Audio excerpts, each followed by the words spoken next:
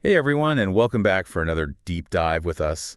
Today we're tackling something that you guys specifically requested, and it's a pretty fascinating one. We're going to be looking at Elon Musk's reading list. So yeah, a little peek into the mind of the guy who's launching rockets and tweeting memes. Right. And what makes this even more interesting is you also sent in this breaking news piece from Forbes about a potential government shutdown Yeah. with this AI bill at the heart of it. Wait, so we've got like this fun article from Ghana's Graphic Online. Hmm. It's called Elon Musk Recommends 9 Books for Turning Your Life Around. And that's somehow connected to like a political meltdown. I am so intrigued. Oh, yeah, the connection is definitely there. But before we jump into all of that, let's start with what Graphic Online lays out. They highlight this famous Musk quote: "I read books," when asked how he figured out rocket science. Oh, yeah, I remember seeing that. Classic Musk, right? Just very blunt and to the point. But do you think he's kind of implying that formal education isn't as crucial as some might believe?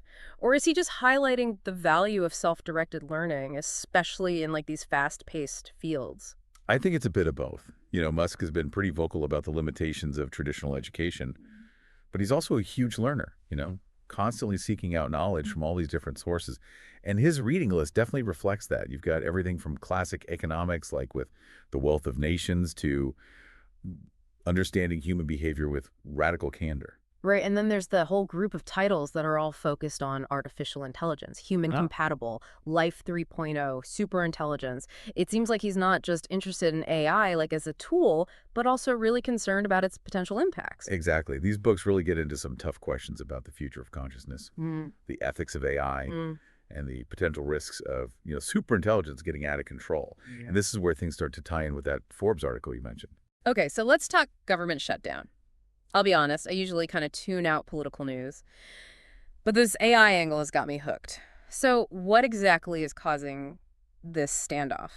Well, one of the main sticking points in this funding bill is a provision that's all about AI censorship.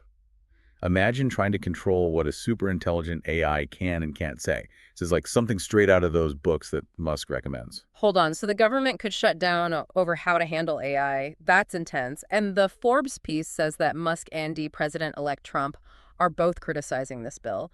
Musk even called it a disaster for AI development. Yeah, and remember how Graphic Online suggested using Blinkist to get the key ideas from books faster?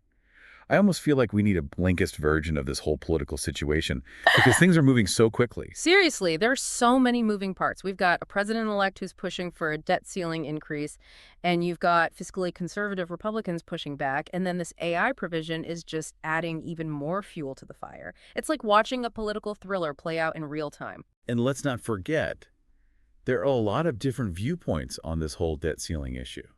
Some people say that it's a necessary tool to keep spending in check, while others see it as this like political weapon that's used to block progress. But to really understand why it's such a hot button issue right now, we need to take a step back and explain what this debt ceiling actually is. Okay, yeah, let's break that down. Think of it like a credit limit for the US government. Hmm. Once we hit that ceiling, the government can't borrow any more money to pay its bills.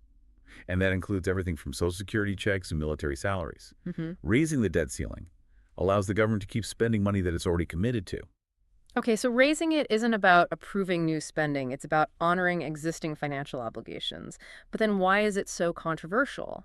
Well, it's become very political. Some lawmakers use it as leverage to negotiate spending cuts or policy changes. They argue that if we keep raising the debt ceiling, it just encourages reckless spending. So in this case, it's all tangled up with this AI provision. It's like a pressure cooker of political tension.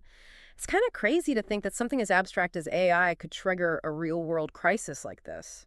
It shows how fast technology is changing the world, Hmm. even in areas we might not expect. And it brings us back to those books on Musk's list, especially Superintelligence. That one really dives deep into the dangers of AI exceeding human capabilities. Right, and if someone like Musk, who's so involved in developing AI, is sounding the alarm, shouldn't we be paying attention? What are some of the specific risks he's highlighting in those books? One of the biggest concerns is the alignment problem. Basically, how do we make sure that AI's goals are the same as ours? If we create a super intelligent AI that doesn't share our values, Mm. it could lead to some really bad outcomes. That sounds like a sci-fi movie plot, but is that really something we need to worry about? Are we on the verge of an AI apocalypse? I wouldn't say apocalypse, but it's important to think about these possibilities and to be cautious. The point isn't to be afraid of AI, but to make sure that its development is guided by ethics and a deep understanding of the potential risks. And that's where this funding bill debate gets really interesting, right? It's forcing us to confront these questions head on. Should there be limits on what AI can do? How do we balance progress with protecting humanity? Exactly. These aren't easy questions. There are strong arguments on both sides. Some people argue that strict regulation could slow down progress and prevent AI from reaching its full potential to solve global problems. Right, and then others like Musk argue that without safeguards, we risk creating something we can't control. It's like we're at a crossroads, trying to choose the right path for the future. Right. And the stakes are incredibly high. And this is why those books on Musk's list are so relevant now. They provide a framework for understanding AI, the benefits and the risks, and the ethical questions we need to address. It makes me want to add a few of those to my reading list, honestly. But even beyond AI, it's really interesting to see how Musk's reading choices reflect his diverse interests. We've got economics leadership, even design thinking. It's like he's always trying to learn new things. That's something we can all learn from, no matter what field we're in. The world is becoming more and more connected, and being able to connect different ideas is becoming super valuable. Like connecting Elon Musk's reading list to a potential government shutdown, I never would have thought those two things could be related. Right. And it highlights why it's so important to stay curious, to explore different areas of knowledge, and to always look for those unexpected connections. Speaking of unexpected connections, that graphic online article also mentioned that most Americans only read for about 17 minutes a day. I can't imagine Musk squeezing those dense AI books into 17 minutes. Yeah. He definitely spends more time reading than the average person. Yeah. But it is a good reminder that even small amounts of reading can have a huge impact, as long as we do it consistently. It's not about speed reading or kroning. It's about really engaging with ideas, reflecting on what we read, and letting those insights shape our thinking. Exactly. And the great thing about reading is that it lets us connect with brilliant minds across time and space. Through books, we could have conversations with Adam Smith, Yuval Noah Harari, even Elon Musk himself. It's like having a direct line to some of the most fascinating thinkers. Okay, so we've covered a lot of ground here. We've talked about Musk's reading list, this high-stakes political standoff, and the importance of continuous learning. I feel like there's still so much to unpack, though. What are some key takeaways you think our listeners should walk away with? Well, first, I think it's important to remember that technology isn't just a neutral tool. It's deeply connected to our values, our politics, and our vision for the future. The debate over this AI bill is a perfect example of that. It's also a reminder that we can't just sit back and watch as the world changes. Whether it's through reading, engaging in conversations, or just staying informed, we all have a responsibility to help shape the future we want. And I think the diversity of Musk's reading list shows us that learning shouldn't be limited to our own areas of expertise. Exploring different fields and perspectives can lead to new insights and connections, which are super valuable in today's world. It's like that saying, the more you know, the more you realize you don't know. It's humbling, but also exciting. There's always more to discover more, to learn more ways to connect the dots. And that's what makes this whole deep dive so interesting. We're not just looking at a list of books. We're exploring how ideas connect the power of knowledge and how human ingenuity can shape the future. Which brings us to a really thought-provoking question. If you were building the future, what books would be on your must-read list? And what are some of the big questions or challenges that would keep you up at night? That's a big one. I think for me, it would be less about specific titles and more about finding different perspectives on the challenges we're facing. Books on climate change, social justice, the future of work. I want to understand how these issues are all connected and how we can build a more sustainable and equitable future. That's a great point. It's not just about gaining knowledge. It's about using that knowledge to solve real-world problems and to make the world a better place. Exactly. And that's something we can all work towards, whether we're building rockets or just trying to make sense of this crazy world we live in. Well said. This deep dive has given me a lot to think about, and I hope our listeners feel the same way. Before we wrap up, I want to remind everyone that we've included links to all the articles and books we mentioned in the show notes. We've also included links to Blinkist if you're looking for a quick way to get the key takeaways. And don't forget to share your thoughts and book recommendations with us on social media. We love hearing from our amazing community of deep divers. We really do have the best listeners. They're so curious, so engaged, and always up for a good deep dive. That's what makes this so rewarding. And on that note, I think it's time to bring this episode to a close. We've explored Elon Musk's reading list, uncovered surprising connections to politics, and even touched on some of the biggest challenges facing humanity. It's been an incredible journey, and we want to thank you for joining us. Stay curious, Stay engaged and keep exploring the world with open minds and open hearts. Until next time, happy reading. It's kind of like a credit limit, but for the government. Nah.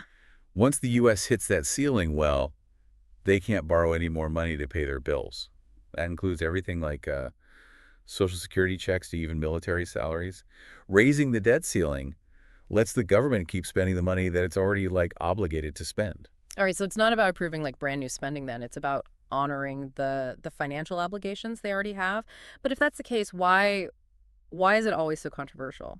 Well, it's kind of a bargaining chip. Some lawmakers use it to get, to try and force spending cuts or policy changes. They say that constantly raising the debt ceiling just leads to more reckless spending. So now in this case, it's tied to this AI provision that's got everyone so riled up. This whole situation is just crazy. It's wild to think that something like AI could actually lead to a real crisis. It just shows how quickly technology is changing everything, even in areas we don't really think about.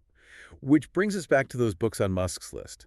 Superintelligence especially. It really gets into the potential dangers of AI becoming too powerful. Right. And if Musk, who is so involved in AI, is worried, shouldn't we be too? Like, what are some of the specific things he talks about in those books? One of the big ones is something called the alignment problem. Basically, it's the challenge of making sure that AI's goals are the same as ours. Like, imagine we create an AI that's super intelligent, but it doesn't share our values. That could be really bad. It does sound a little scary, I have to admit. But is it really that serious? Are we really that close to some AI apocalypse? I wouldn't go that far, but it's definitely something we should be thinking about. We need to be smart about this. It's not about being afraid of AI. It's about making sure it's developed ethically and with a good understanding of the risks. And that's what makes this debate about the funding bill so interesting, right? It's making us really think about these questions. Should we limit what AI can do? How do we balance innovation with protecting ourselves? Exactly. And there aren't easy answers. Both sides have valid points. Some people think that strict regulation will stifle innovation and prevent AI from reaching its full potential.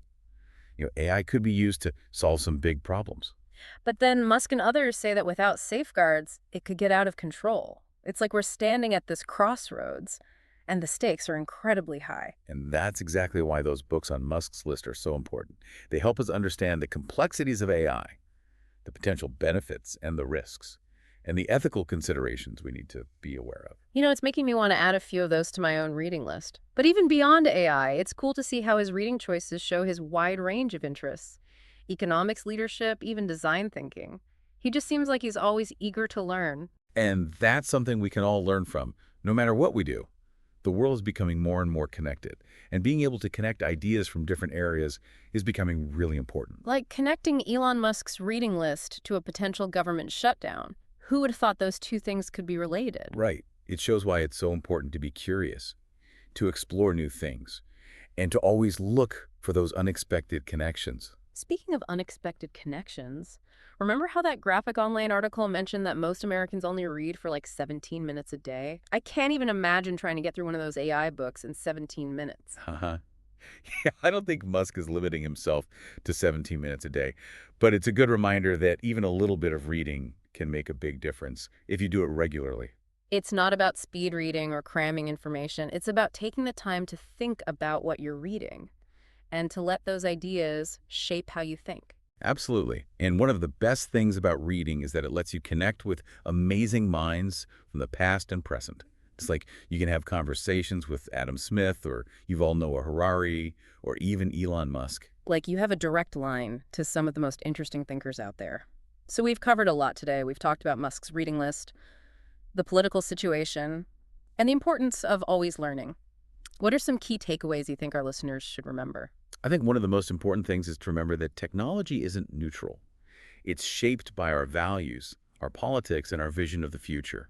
And this whole debate over the AI bill really shows that. Yeah, it's also a reminder that we can't just sit back and watch things happen. We all have a responsibility to engage with what's going on, whether it's through reading, talking to people, or just staying informed. And Musk's reading list shows us that learning should go beyond our own areas of expertise. Exploring different fields and perspectives can lead to really valuable insights.